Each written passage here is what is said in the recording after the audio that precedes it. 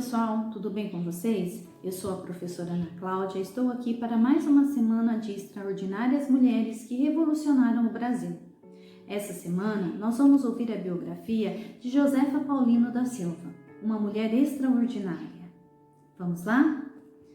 Líder nata, Josefa Paulino da Silva levou as mulheres do campo à luta e, junto com o marido José Pureza, tentou reunir trabalhadores rurais e urbanos para reivindicar melhores condições de trabalho e de vida. Afinal, como ela própria disse, sozinho a gente não é ninguém, a gente só é muita coisa junto com o povo. Nascida no leste alagoano, Josefa perdeu os pais lavradores ainda criança. Em 1933, sua mãe, Maria das Dores, morreu. No ano seguinte, foi a vez do seu pai, José Paulino. Depois de passar alguns dias na casa de um tio, ela foi entregue a uma família de Maceió e logo se mudou para Recife para trabalhar como empregada doméstica. Destratada por todos os membros dessa família, Josefa passou por maus bocados. Recebia apenas comida e moradia pelo trabalho e não frequentava a escola. Aprendeu a ler e a escrever sozinha, estudando escondida com as cartilhas dos filhos dos patrões. Aos 16 anos, voltou para Maceió, onde começou a namorar José Pureza. Ele mudou para o Rio de Janeiro e o relacionamento continuou por carta até 1942, quando os dois se casaram e foram morar em Xerém, no município de Duque de Caxias, Rio de Janeiro. Ele trabalhava em terras do estado, animado com a possibilidade de organizar os trabalhadores rurais. Ela preferiu o emprego de costureira, pois a roça a fazia lembrar das condições miseráveis em que seus pais tinham vivido. Em 1949, no entanto, com a falência da confecção na qual trabalhava, Josefa se juntou ao marido no campo. Ela ajudou na criação da Associação dos Lavradores Fluminenses e realizava com outras mulheres festas e eventos que arrecadavam recursos para o movimento. Os camponeses da região, a maioria fixada em terras abandonadas da União, passaram a enfrentar problemas com grileiros e poceiros a partir da década de 1950. Esses especuladores se diziam donos das terras ocupadas ou forçavam os lavradores a vender suas propriedades por preços baixos. A delicada questão fundiária do Brasil, que décadas mais tarde marcaria a vida de Dorothy Stein, já se fazia presente. Nesse cenário, Josefa e Pureza tornaram-se duas das principais lideranças rurais do Rio de Janeiro. Era uma luta ingrata. Sem direitos sobre as terras, o casal e muitos outros camponeses foram expulsos do local em 1955, mesmo ano em que o casal se filiou ao Partido Comunista Brasileiro.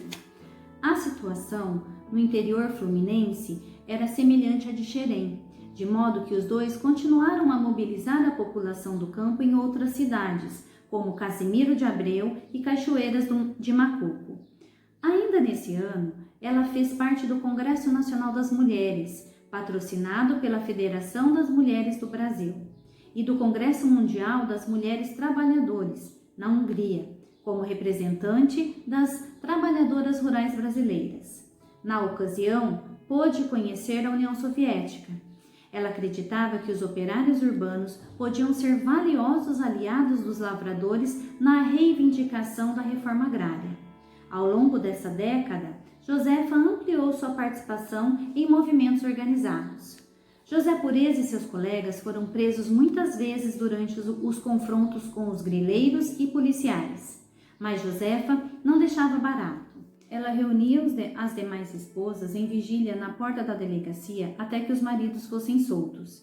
Essa e outras ações resultaram na criação dos departamentos femininos, comissões de mulheres em entidades de classe, como sindicatos e associações, que estiveram presentes em diversas organizações sociais do estado do Rio de Janeiro nos anos seguintes. Após o golpe de 1964, Josefa e o marido passaram a ser procurados pelos militares. Eles abandonaram o pouco que tinham e voltaram para Alagoas. Ficaram 3 anos por lá antes de se mudarem para o Recife, onde ingressaram no Movimento Democrático Brasileiro, MDB.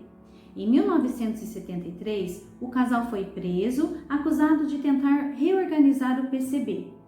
Nós fomos presos unicamente porque tínhamos organizado os lavradores no estado do Rio de Janeiro, lembrou Josefa. Ela passou 32 dias na cadeia, enquanto o marido ficou lá 2 anos, sendo vítima de tortura.